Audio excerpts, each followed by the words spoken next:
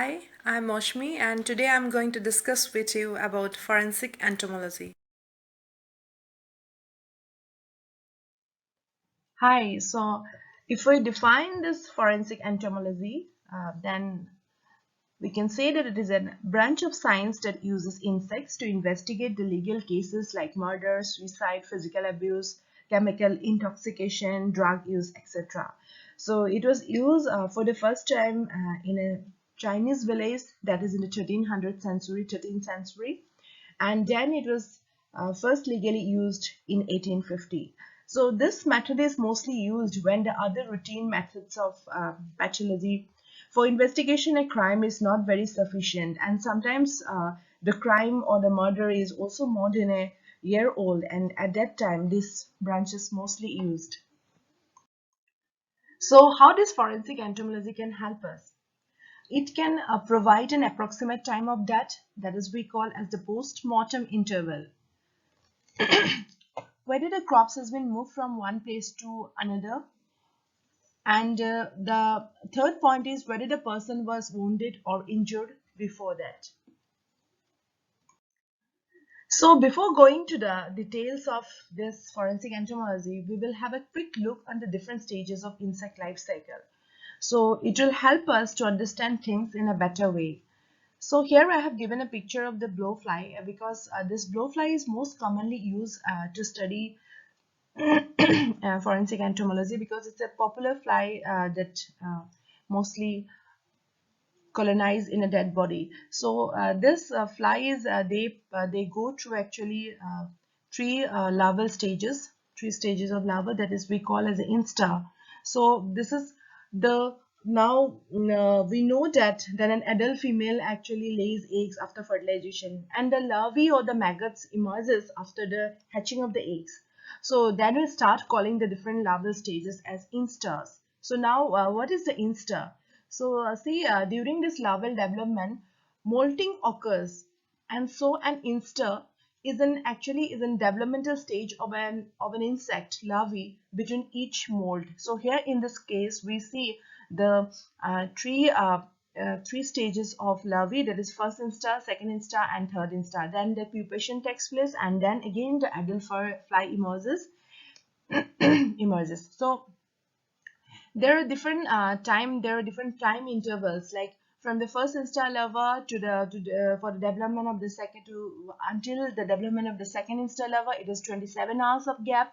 Then from the second instar to the third instar, there is 22 hours of gap. So the whole life cycle can be completed within few days. Now, how the insect can help us to identify the time, place, or place of a crime or a murder. So, some insects, not all, prefer to colonize or lay eggs on dead bodies. So, insect mostly prefers like wounds in a body, or like other body openings, like where the hollow space is there, like nostrils, anus, ears, eyes, etc. So, these are mostly preferred sites for insects to lay eggs, and they also prefer sometimes cloths like pockets, shoes, carpets, etc. Again, some species may prefer to feed on fresh crops, and while others may prefer to feed on crops older than 2 or 3 weeks, and sometimes even older than that.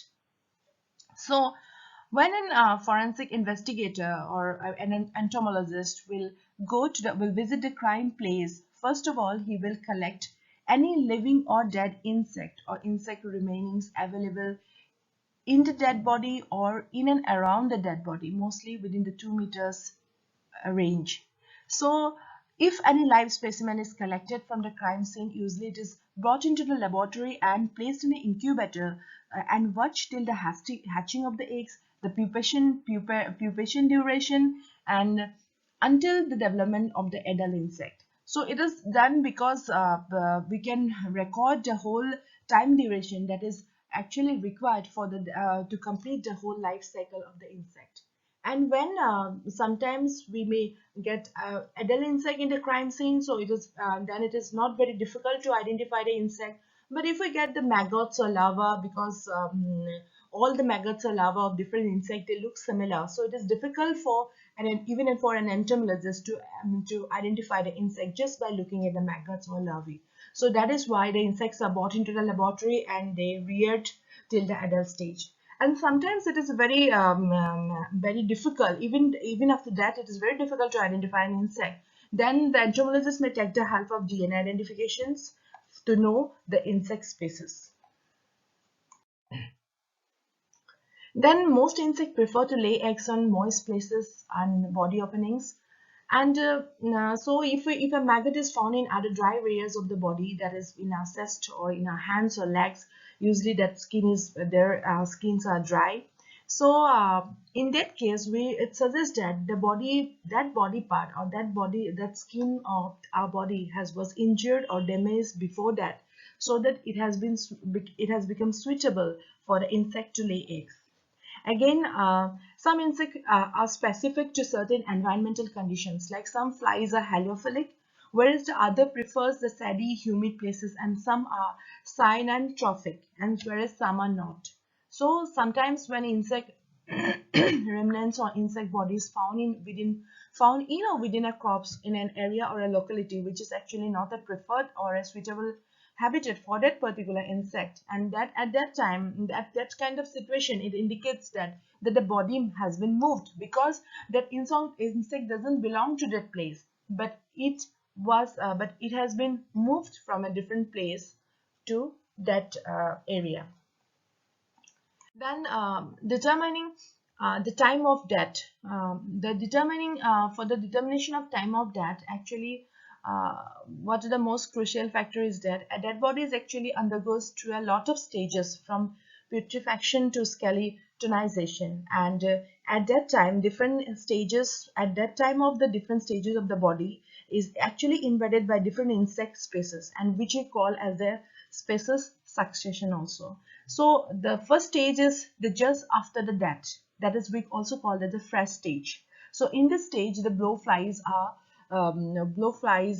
started to come to the body within the minutes of the death, and they actually started to colonize the body. And then in the second stage is called the blotted stage. At that time, the decomposing bacteria, they started working on the dead body, and so the gases started to form, and it is released from the decomposed body. And at this time, the body become very smelly, and the smell attracts more flash flies than other secondary blowflies. And then the females of these flash flies and blowflies, they start laying eggs, and then other insects like rope beetles are attracted to the site, because these beetles, they want to eat on the eggs and maggots of those flies. So if a blowfly larva is seen in the body, determining the age of the larvae or the instar, we can approximately determine the time of death, or how old the dead body is, because already in our previous slide I have mentioned that from the development from the development of first instar larva to the third instar, it usually takes around 72 hours. So if we see a blowfly larva, third instar blowfly larva, then we can just conclude that body is 72 hours old. And or if we see a pupation case or a pupa formation at pupa of a blowfly, then we can also conclude that body means 7 to 8 years old, like so on. Then the third stage is the decay stage, and now the corpse become more and more stinky, and at this time the bush flies and the clown flies and other coleopterans are also attracted to the body.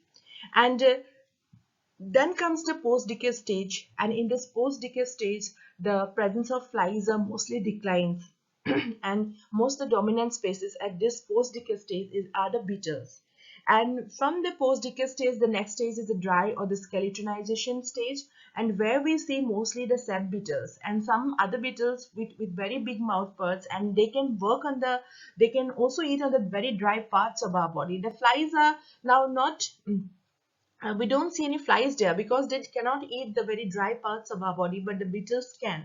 And then lastly, the mites and moths larvae are seen in the body, because they can work in the body and even consuming the hair, and just they make the body clean.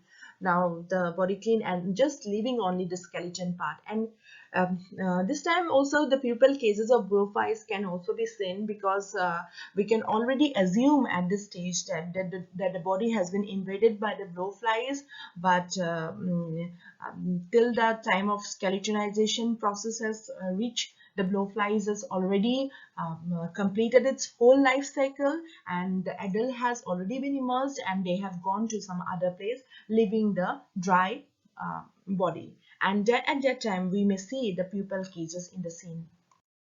Then, looking on the type of this insect which is invading in the body, it can be easily determined at what stage the body is in.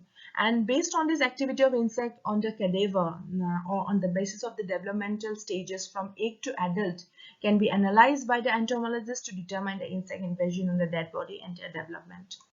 So now, what are the different insect orders or families that are mostly studied in forensic entomology? This mostly these two orders, Diptera and Coleoptera. They are the insect from these two orders are mostly there. They feed on dead bodies, so mostly we see insect from Diptera and Coleoptera orders. Then other fear factors that affecting this postmortem interval studies, that is the cold temperatures. So flies may not be very active and come to colonize when the temperature is extremely low or cold. And rain also can, very heavy rain can also temporarily may inhibit the insect from from coming closer to the body and colonize and from colonization. Then death during the night, the flies may not come immediately and may colonize the next day when the death is during the night. But sometimes we see the reverse case also, because if some of the insects are nocturnal and they prefer to come in the night time, then they may not come in the daytime. And other factors like the body, if the body is wrapped in a plastic cover, then also it affects the PMI, because if the body is wrapped in a plastic cover, the insect may not come immediately to colonize in the body. So it may also, so we may not get the proper idea of the time of the death in these cases.